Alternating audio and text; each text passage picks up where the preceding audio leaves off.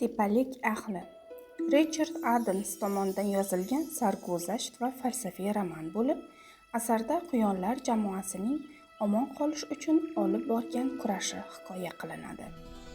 Asar bosh qahramoni Fever ismli quyon xavf yaqinlashayotganini oldindan sezadi va akasi Hazel hamda bir guruh quyonlarni o'z uylarini tark etishga ko'ndiradi.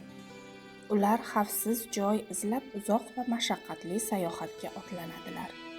Yo'l davomida turli xavf-xatarlar, yovvoyi tabiat sinovlari va boshqa quyon koloniyalari bilan to'qnash kelishadi. Roman tashqi tomondan quyonlar haqida ertakka o'xshasa-da, aslida u erkinlik va mustaqillik, jasorat va yetakchilik, do'stlik va hamjihatlik, umid va fidoyilik kabi mavzularni chuqur yoritadi. Asarning eng muhim g'oyalaridan biri shuki, haqiqiy kuch faqat jismoniy qudratda emas, balki aql, birlik va o'zaro ishonchda namoyon bo'ladi. Shu sababli kitob nafaqat bolalar, balki kattalar uchun ham qiziqarli va mazmunli o'qish hisoblanadi.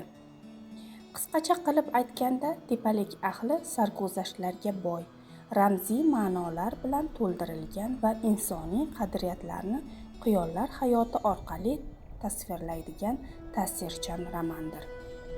U o'quvchini tabiat, jamiyat va erkinlik haqida chuqur o'ylashga undaydi. Aziz kitobxon, ushbu romanni o'qib chiqishingizni tavsiya qilib qolamiz.